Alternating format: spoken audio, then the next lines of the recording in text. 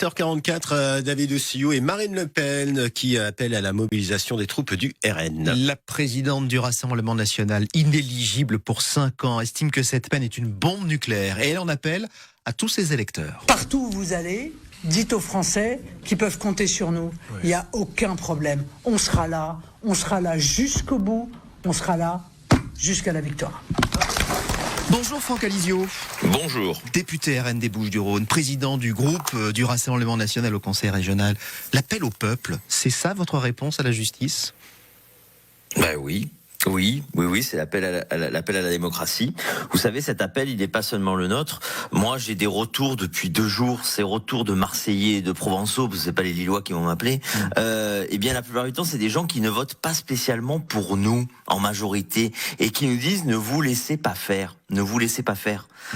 Moi, je connais la femme Marine Le Pen. On peut le reprocher, on peut ne pas être d'accord avec vous, avec elle. Je la connais depuis 10 ans. Je suis venu au Rassemblement national comme l'écrasante majorité entre nous, pour elle et par elle. Je sais que c'est une femme honnête qui consacre tout son temps. Elle est innocente à la France, alors, complètement innocente. C'est une travailleuse acharnée. Sur le fond, elle est innocente alors. Oui, selon vous. Pardon ? Elle est innocente sur le fond, selon vous ? Elle a rien fait. C'est ce que nous pensons. C'est bien ce que on nous reproche, parce on a dit dans le procès, on aurait voulu qu'on vienne en disant ben non, on pense qu'on est innocent, mais on plaide coupable. On ne plaide pas coupable, on pense qu'on est innocent. On pense que on a une différence avec le Parlement sur la manière dont on utilise les collaborateurs politiques. Moi, je l'ai été collaborateur politique. Je sais très bien que oui, un collaborateur politique, ça fait de la politique. Voilà.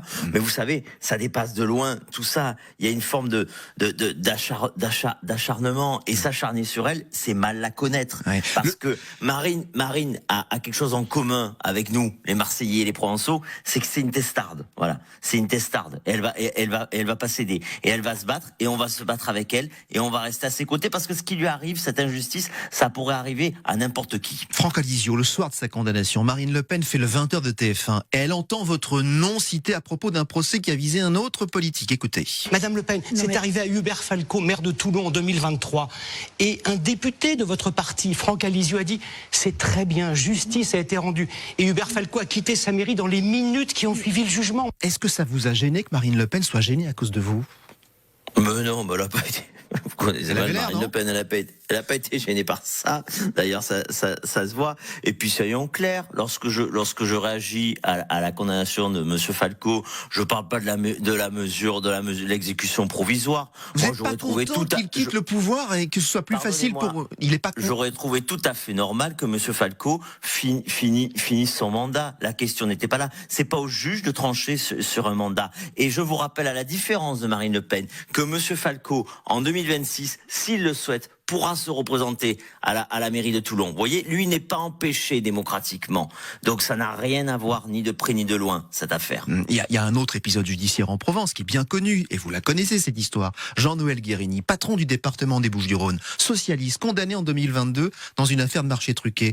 Et dès sa mise en examen, quelqu'un dit « il faut l'exclure du PS ». Vous savez qui a dit ça ? C'est Marine Le Pen. C'est Marine Le Pen qui a dit ça. Oui, Jean-Noël Guérini est resté 10 ans après sénateur. Donc, vous voyez bien, encore une fois, à chaque fois que vous citez des exemples, ce n'est pas du tout... Enfin, les deux traitements... Oui, mais vous souhaitiez qu'il ne le soit pas. Il est resté dans la vie politique pendant 10 ans, Jean-Noël Guérini, après. Pendant 10 ans. Ce que vous condamniez à l'époque, d'ailleurs. Vous, au RN, non ?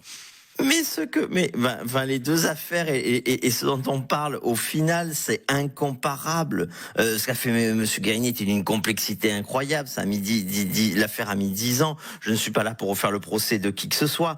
Moi, je suis aujourd'hui là pour vous dire que lorsque j'entends Monsieur Attal, vous avez commencé par ça derrière la mobilisation, j'entends Monsieur Attal mettre en cause notre droit à nous rassembler pacifiquement pour soutenir Marine Le Pen, eh bien, je lui réponds que ce week-end, avant même le rassemblement marseillais, je peux l'annoncer sur votre antenne, il y aura un rassemblement à Marseille pour soutenir Marine Le Pen. Vous voyez, même dans ce cas de figure, Marseille sera à jamais les premiers, parce qu'on sera les premiers à faire une mobilisation populaire pour Marine Le Pen, aux côtés de Marine Le Pen. Justement, vous avez entendu peut-être vos militants, certains électeurs du RN, prêts à en découdre. Écoutez ce que les chaînes d'infos ont diffusé hier, ce monsieur par exemple. Moi, s'il faut aller faire des manifestations, s'il faut monter à Paris, on dira... On va faire comme le pôle Capitole aux États-Unis et on va aller investir l'Élysée.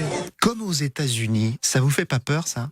Enfin, le monsieur le dit en plaisantant, et je vous rassure, nos rassemblements seront pacifiques. Je veux dire, on ne bâillonne pas le peuple français, on ne bâillonne pas l'opposition. Aujourd'hui, le risque qu'il y a, c'est pas le Capitole, le risque qu'il y a, c'est qu'on ferme la première chaîne de TNT dans ce pays, c'est qu'on veut condamner un président, en l'occurrence l'ancien président de la République, à de la prison ferme, Nicolas Sarkozy, c'est qu'on veut ruiner le premier parti d'opposition, c'est qu'on veut interdire d'élections. Il n'y aura pas de violence. Aux élections présidentielles. On serait en Roumanie, tout le monde hurlerait et il y aurait déjà la Commission européenne sur place pour défendre les droits de l'opposition. En France, rien du tout. C'est Bon, ça. ce sera pacifique alors ces rassemblements. Le déni de démocratie. Ils seront pacifiques ces rassemblements.